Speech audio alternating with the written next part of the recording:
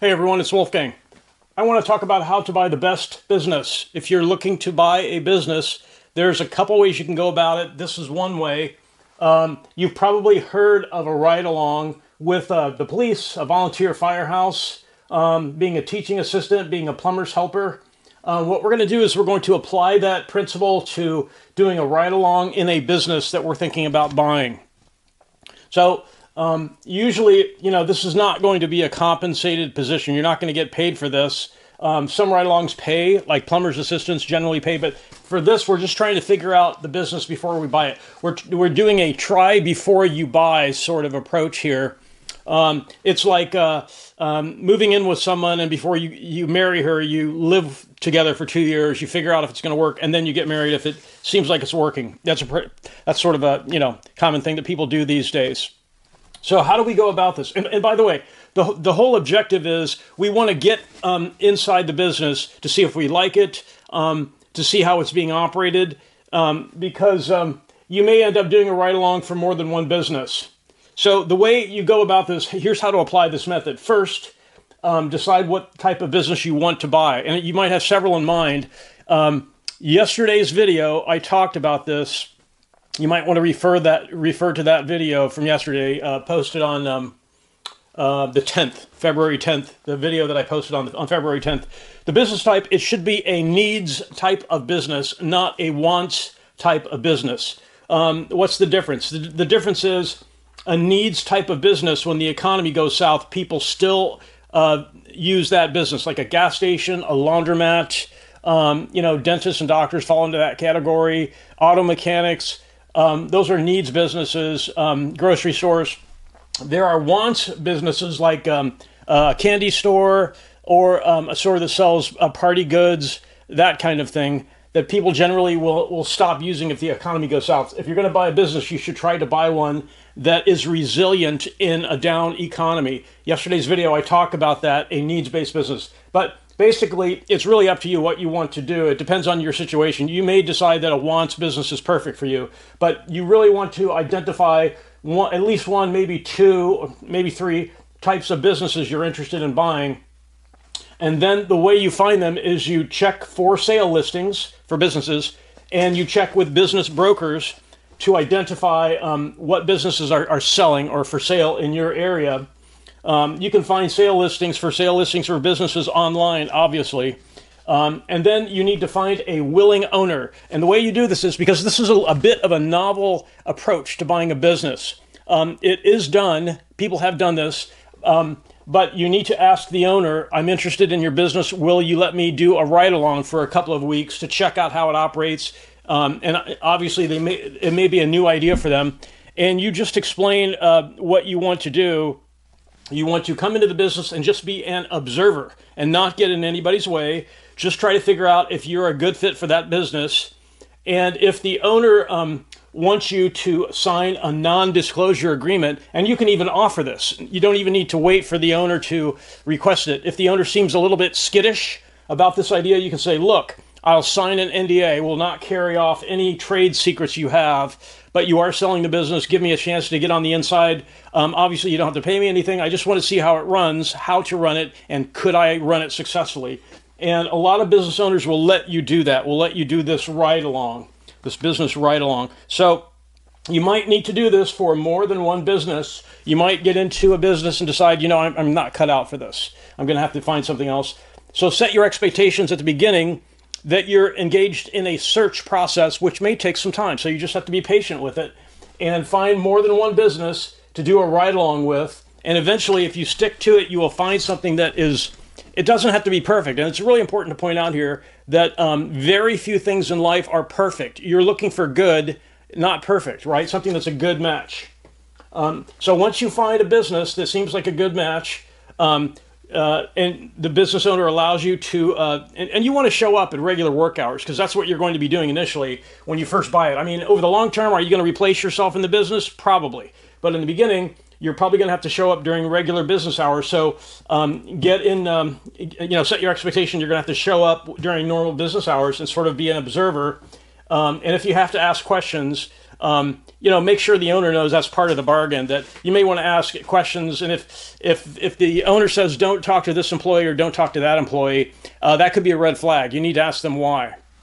So you should be able to ask questions of people in the business. If the owner of the business is trying to sell it, they should be okay with that. Once you're inside the business, check the age range of employees and their time on the job. If everyone is a new employee, and that could be a red flag. If everyone's new, ask the owner if there's a lot of turnover, and then compare that to other businesses in that industry and see if high turnover is the norm.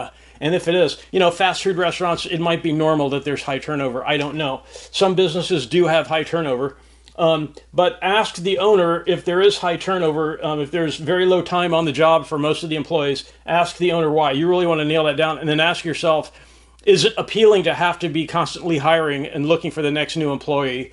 If it's a sales sort of business, sales positions are a little bit unique, and there can be some turnover there. So you really want to check the age range of the employees and their time on the job, and then ask yourself if you can handle the hiring and the possible letting people go. Because you might decide, okay, I've identified 2 people there that are not working out very well. The owner's letting them slide. I'm going to have to let them go. That kind of thing. Once you get inside the business, you'll be able to see signs of that. Ask the owner, who are the best employees? And be prepared, because what the owner thinks the best employees are, he might actually mean they're the ones I get along with best. They might not be very good workers. You have to go in with the mindset that you might have to replace some people. The owner calls them best employees. You may not be able to get along with them. And if you can't, and that's why they were the best employee for the owner, because they were, they had a good personal relationship. If they're not good employees, you're going to have to be okay with replacing them. Okay, so let's assume you choose a business type, you find a willing owner who lets you do the business right along, and you're in a business and you decide to buy it because everything looks okay. The employees seem to check out. There's nothing unusual there. The employees are not stressed out all the time, and if they are, you need to ask the owner why that would be. That might be a red flag. But if you decide to buy, step 1, ask the seller, the owner of the business, to look at the accounting books. If the seller is not comfortable with that and you haven't done the NDA, see if that solves that problem. Because the owner might be thinking, this guy may not go through with this. Do I want to show him the accounting history of the business? Tell them, I'll sign an NDA. Or if you've already signed an NDA, remind them that you signed an NDA and you're not going to disclose anything. If the owner will not let you see the accounting books, you're pretty much done, because that's a red flag. That's a huge red flag. The other thing is, at some point, if you actually start due diligence and you start looking, beyond the accounting books, you want to look at the owner's Schedule C, profit or loss from business. That's something they file with their tax returns. Ask the owner to see their Schedule C, profit or loss from business. If they say, I don't file one of those, you really need to understand why, because that's a requirement. If you operate a business, you have to file a Schedule C, profit or loss from business. Assuming that the owner lets you see his accounting register, his accounting books, and his Schedule C from his tax returns. And by the way, if the owner says something like, I'm going to let you talk to my accountant, I'm going to let you talk to my attorney, or I'm going to have my accountant provide a statement about the business, or I'm going to have my attorney provide you a statement about the business, just say, okay, that's fine, that's great. But the problem with those personal relationships is the accountant and or the attorney, they might be old personal friends of that business owner, and they may not have verified anything for a long time, and they're taking the owner's word on everything. So those letters are not worth very much. The letter from the accountant, the letter from the attorney. You got to see the books. You got to see the Schedule C. If you can't see those, that's a problem. You're going to have to figure that out, and usually that means walking away. Because the seller should know going into this, I'm going to have to show my accounting and my Schedule C, or nobody's going to trust what I'm selling. Because obviously once you know what the business is earning, you can check to see if the owner is reporting that. If they're not reporting that, if they're not paying their taxes correctly, that might be a reason why they don't want you to see their Schedule C. You have a problem there with that seller, and you probably want to walk away from that.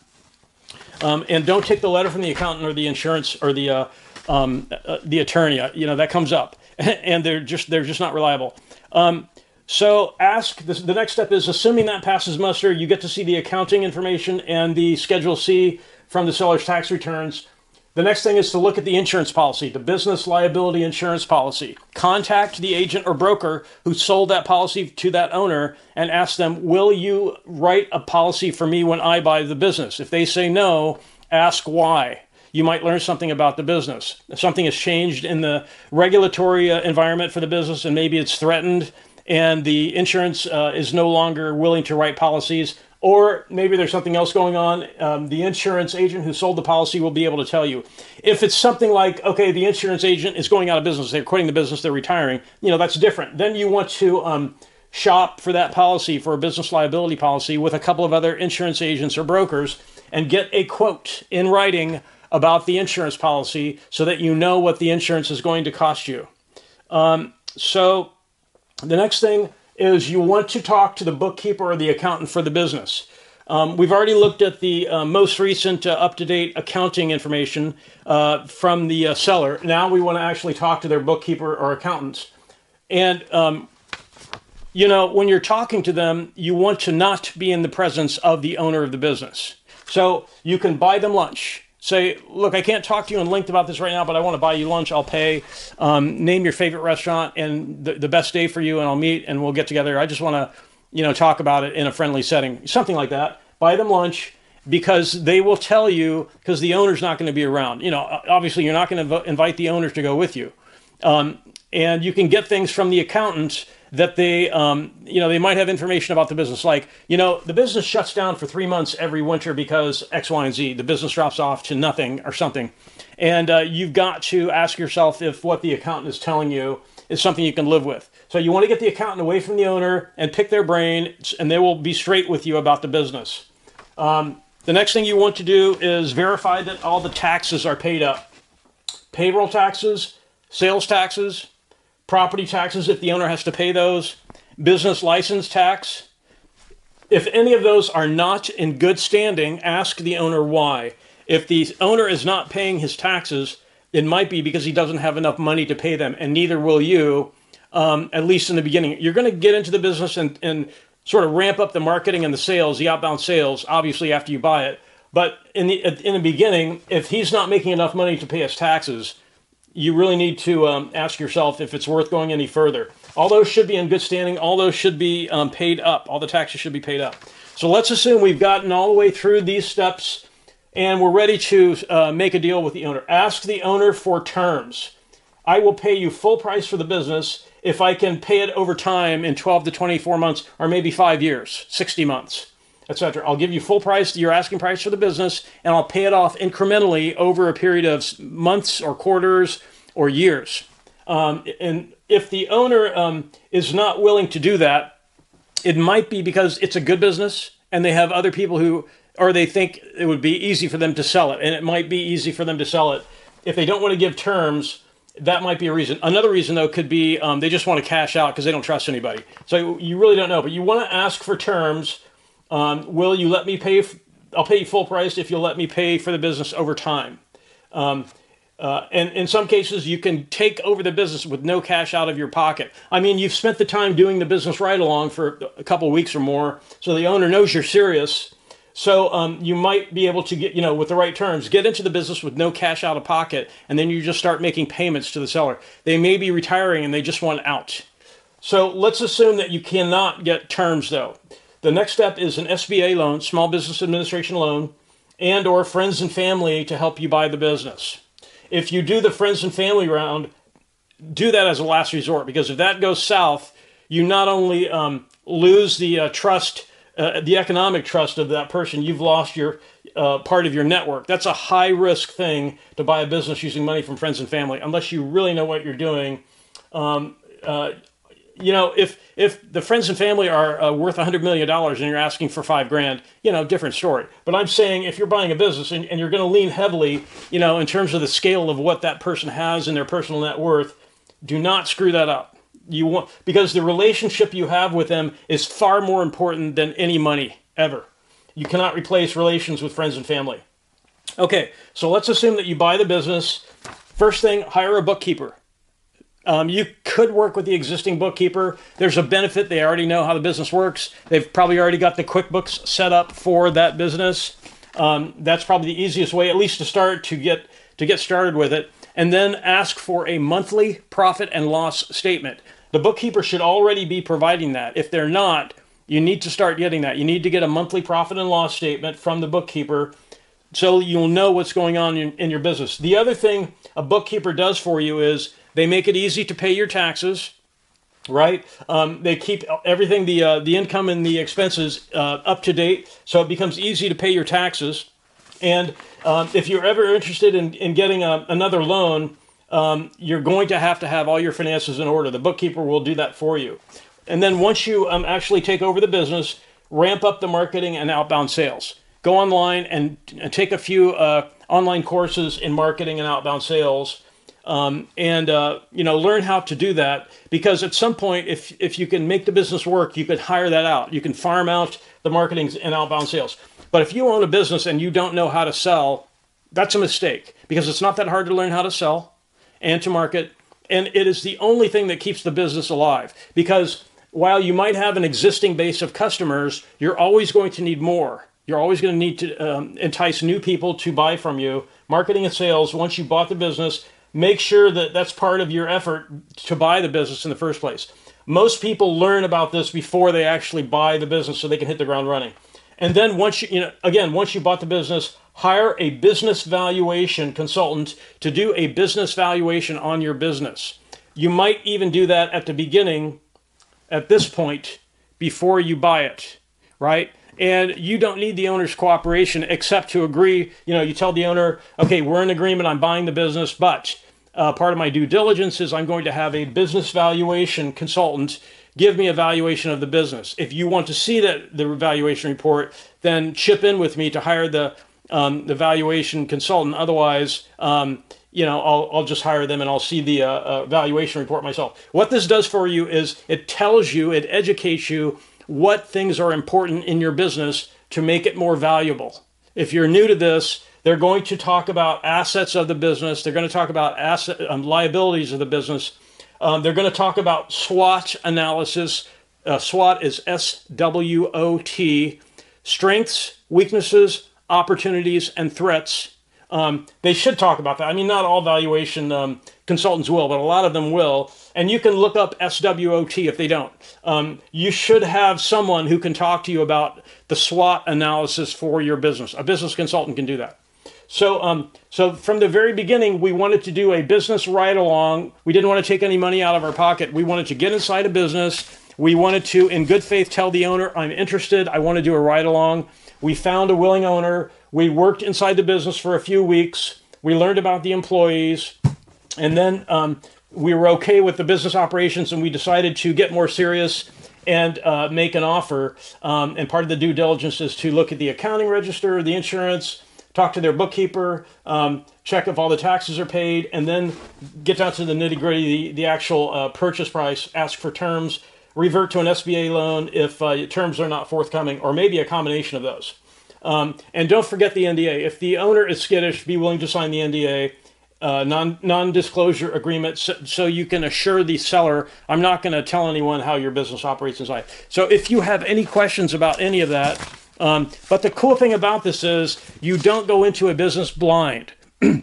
If you work inside a business, uncompensated, but if you get inside for a few weeks, you can really figure out if it's a good match for you.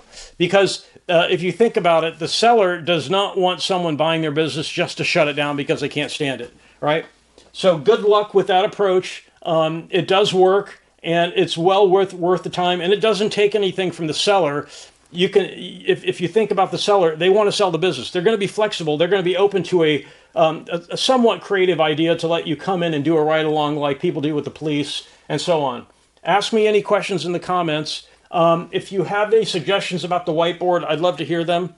And that's pretty much it. I really want to thank everyone for watching, and have a great day.